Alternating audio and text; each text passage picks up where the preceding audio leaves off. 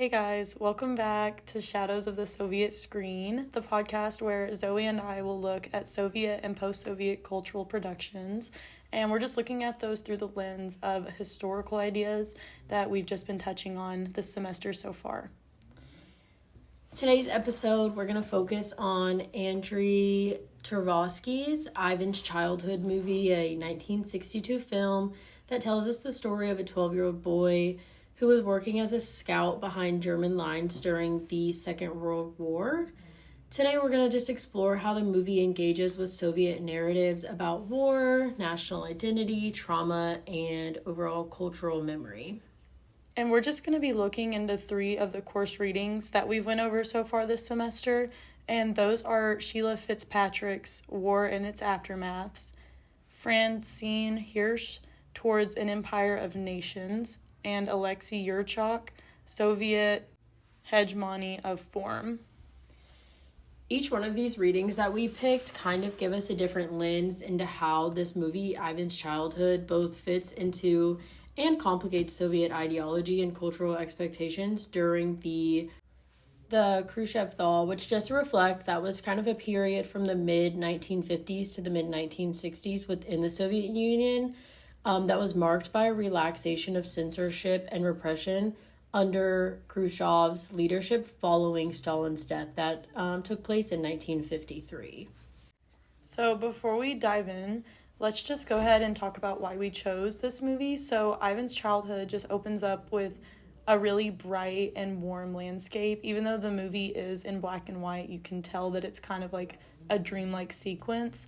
But then it kind of shifts into like a gray, very like war-ish looking background where Ivan is like already working as a scout and he's just moving through swamps and forest, and you can tell that he's a very malnourished like child. One powerful thing that we kind of noted about this film is the contrast between the lost childhood that Ivan is dealing with also the surreal dream sequences where he just kind of imagines his pre-war happiness, like with his mother, there's sunshine, the beach, and apple trees. We think Tarkovsky uses these contrasts to show both personal trauma and the collective trauma that World War II could have affected and left on the Soviet society with more than just Ivan alone. Yeah, for sure. And this is just like a perfect movie to tie into our text because the readings, like especially the one from Fitzpatrick, just helps us understand how like the war would fundamentally shape Soviet identity. And the reading from Hirsch just explains how the Soviet Union constructed their national unity. And we can see that really reflect in the military in this movie and how they all care for Ivan. And the reading by Yurchak helps us interpret like how this film resists the official Soviet forms of depicting the war. So let's get to start with that Fitzpatrick reading. We're going to dive into the chapter by Fitzpatrick called War and Its Aftermaths. In this chapter, she really argues that the Great Patriotic War wasn't just a historical event. Within that reading, we kind of see how it became the central myth of the Soviet identity. It created narratives of heroic sacrifice, collective suffering, unity against a foreign enemy, and just the overall idea that Soviet people could really endure anything. This totally shapes Ivan's Childhood, the film, because Ivan is not just a boy. He's not just your average 12-year-old kid in this movie. He really just embodies wartime sacrifice, and he kind of serves to represent a generation of the Soviet children who were orphaned and forced into like military roles. And Fitzpatrick notes that the war kind of made a martyrdom a kind of civic virtue, and Tarkovsky, the director of this film, shows how this ideal is really projected onto Ivan in his experiences.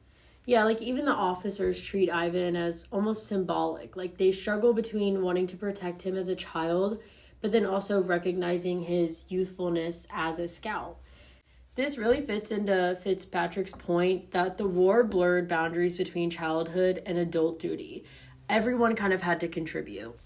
Yeah, Fitzpatrick, she just writes about the psychological scarring and massive population disruption that, like, the post-war Soviet Union really had to deal with, and, like, all the millions that were displaced, orphaned, or missing.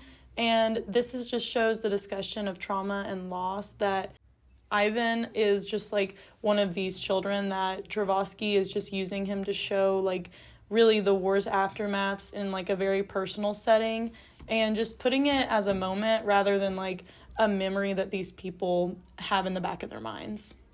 Yeah, and I really think that the flashbacks in this movie are crucial. Fitzpatrick kind of describes how the war sort of distorted normal rhythms of family life in the chapter. And then in correlation in the film, we see that Ivan's memories of his mother show a world of emotional safety that the war has permanently destroyed. The flashback where she's by the water with him is particularly heartbreaking because we learn she was later murdered by the Germans. Yeah, that was a really tough scene to watch. Fitzpatrick also writes about how the war kind of became like a sacred narrative for that the states can use to kind of legitimize themselves. But in Tarkovsky's film, we see that he's resisting this propaganda. He's not glorifying violence in this film, and the music in it is very unsettling. The imagery is very unsettling. It's not very like, there's no patriotic speeches. It just shows like really exhausted, sad officers that are just trying to hold on to even just like a shred of humanity and take care of this 12-year-old boy. Yeah, and during the Khrushchev thaw that we kind of talked about before, there was a lot more openness to depicting suffering and trauma, honestly, which I think is what makes this film maybe different than the rest from the 1960s. This movie really fits into that shift Fitzpatrick likes to describe. The moment when Soviet culture began reevaluating the cost of war rather than celebrating its victories. And the second reading that we connected back to our film was by Hirsch. It was the Towards an Empire of Nations reading. And Hirsch's key ideas is that the Soviet Union wasn't particularly anti-nationalist. It was actually engaged in kind of building nations within the Soviet Union's empire.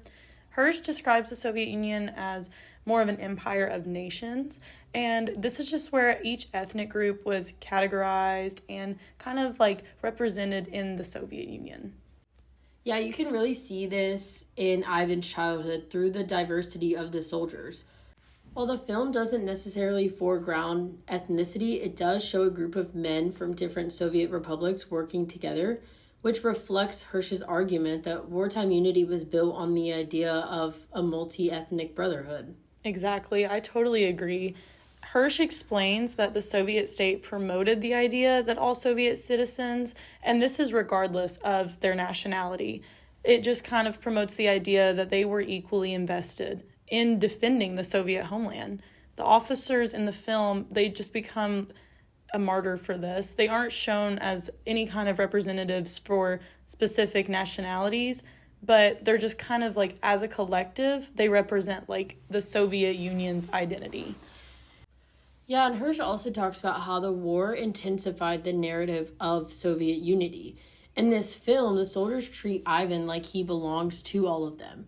They share that responsibility to take care of him.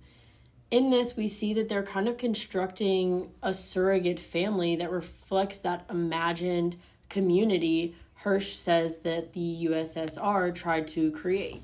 And just like building off of that, like by watching the film, I just thought it was really interesting how like the main character Ivan, like he kind of becomes this national symbol. Like he's really just a victim of this like fascist aggression. And in Hirsch's readings, it just shows how during and even after the war, the state used child victims to represent innocence and vulnerability of the Soviet people. And Ivan just fits perfectly into this pattern because at the end of the day, he is just an innocent 12-year-old boy whose family was torn apart from him, and he's kind of thrown into this very like tumultuous setting. Yeah, and Tarkovsky also kind of complicates this. Instead of using a cheerful, young pioneer, Ivan is more obsessive, angry, and traumatized. Hirsch emphasizes that the Soviet Union wanted wartime suffering to support nation building, but Tarkovsky really shows that the trauma doesn't neatly serve ideology. It actually is very messy, unpredictable, and deeply personal in connection to that trauma. And I just feel like you see that a lot because like during his, like, dreams that he has while he's asleep, he dreams of, like, his family, or, like, he has these, like, PTSD moments that it's almost like he can't control. Yeah, and to move over to that final reading, the Soviet hegemony of form by Yurchak, in this reading, his big idea is kind of that late Soviet society was dominated more by form than content. By that, we mean that the official rituals, phrases, and lifestyles maintained that ideological stability, even when people no longer really believed in them.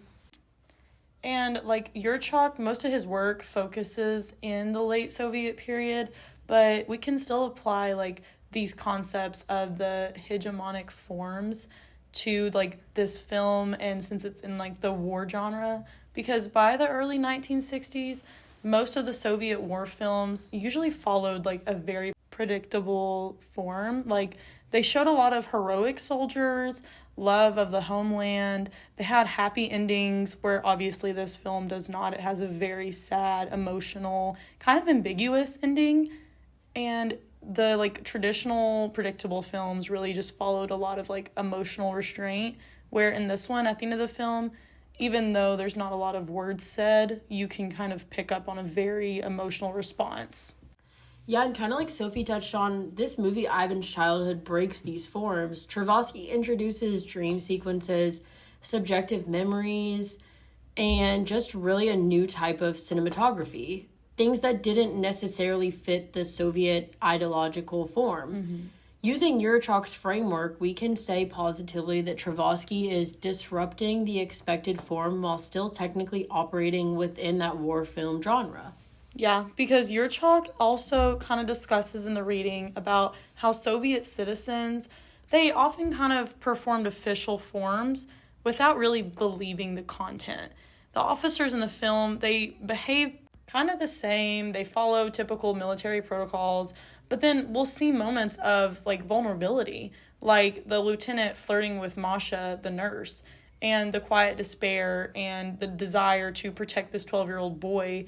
These moments, they feel very real and very much like how a typical soldier would react when placed in this kind of scenario. And these, like, specific moments, they just feel so much more real in a way that typical Soviet Union propaganda does not. Yeah, and then we come to the ending of the movie. Instead of a triumphant victory scene that most of these war films that we've seen in this genre, we get a devastating discovery. Ivan's execution file. And then the final dream on the beach, Ivan running freely, calling out, disappearing into the waves. It's very poetic and ambiguous. Almost kind of a triumphant victory, but it's a dream. Like we talked about, these dream sequences. Oh my goodness, for sure. That end scene was a really hard watch, especially because you don't really know what happens to Ivan. And then when you find out that he's been executed and the other soldier finds his file and it ends with him on the beach with his mother, it was just very, very hard to watch. And the reading kind of just shows us that this goes completely against the official form of, like, Soviet victory narrative. Using, like, Yurchak's reading, I mean, we could argue that Tarkovsky was really pushing the boundaries of how far they could bend these Soviet forms during the Khrushchev thaw without really breaking them and getting in trouble. All right, and since we finalized the movie, let's kind of wrap up.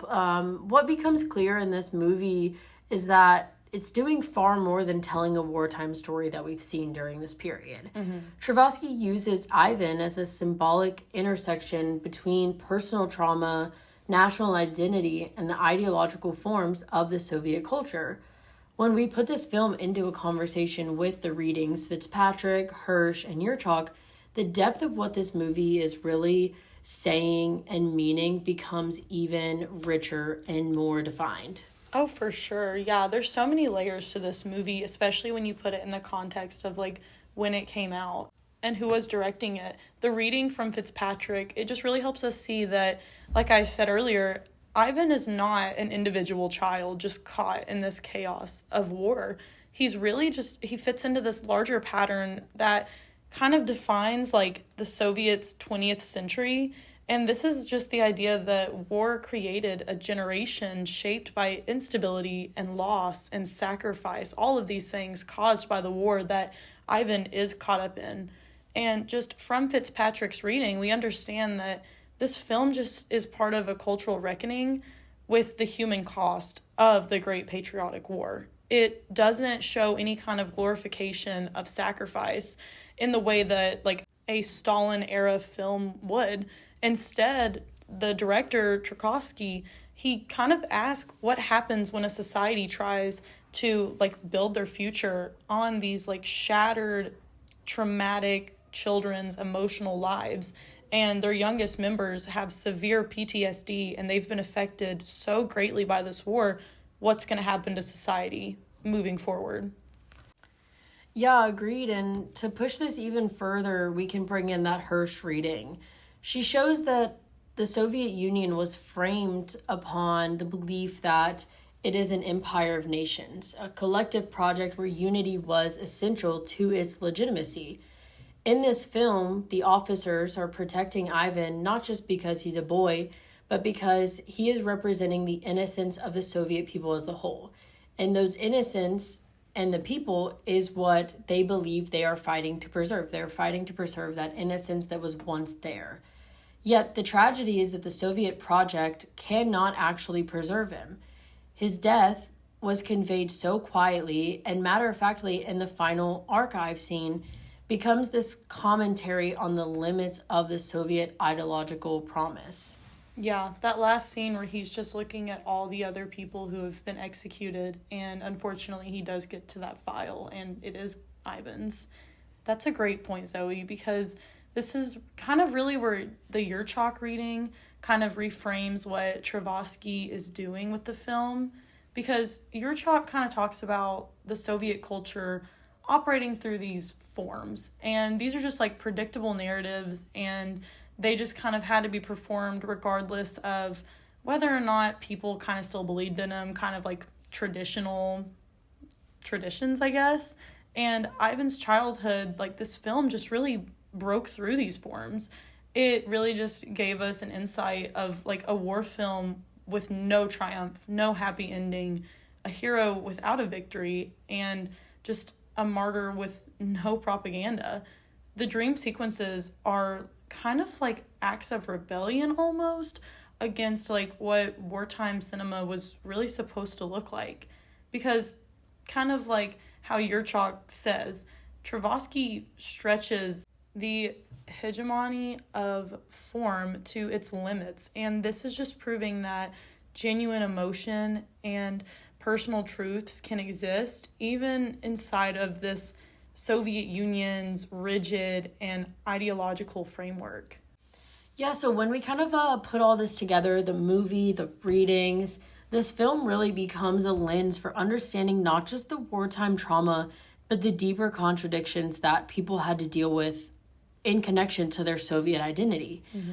Ivan's dreams really show the world that the Soviet project claimed it could create, a world that was peaceful and, full of promise.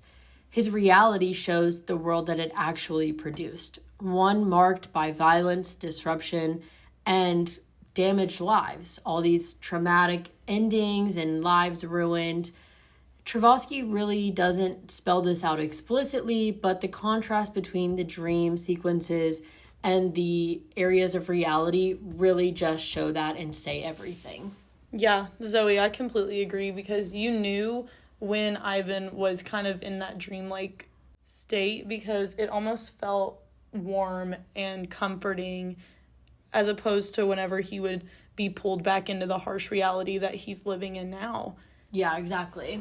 And I kind of just think, and I'm sure you agree, that maybe that's kind of the message of this film overall, is how Ivan's personal story and his tragedy and his experiences that we see through the film kind of become a metaphor almost for the larger Soviet story, kind of how this is a project built on beautiful ideals, but they're ultimately undermined by these brutal realities required to kind of sustain it. And just like through these readings that we've connected back to our film, I think that we both see how the state tried to make meaning out of suffering, construct unity out of diversity almost, and just kind of maintain their ideological forms. And they do this even as they are being strained. And Ivan's childhood just kind of really pulls the curtain back and exposes these emotional, very emotional truths that lie underneath all of that. Like the truth of loss and all the innocence that's been destroyed, and just this society that's trying to move forward, but they just are carrying this just great burden of pain that they just can't bury. Yeah, and to kind of conclude, I totally agree. Obviously, I think that's a very powerful message, and I think Tarkovsky really knew what he was doing. Mm-hmm. This film doesn't just reflect Soviet history, it really helps us understand it on a more human level. And that's why it continues to resonate, both as a work of cinema and as cultural documentation of the Soviet past. Yeah, I completely agree. Well, thank you guys for joining us today. That's it for today's episode. Yeah, perfect. We hope you guys had fun listening to this episode and really kind of resonated. We will see you guys in the next episode.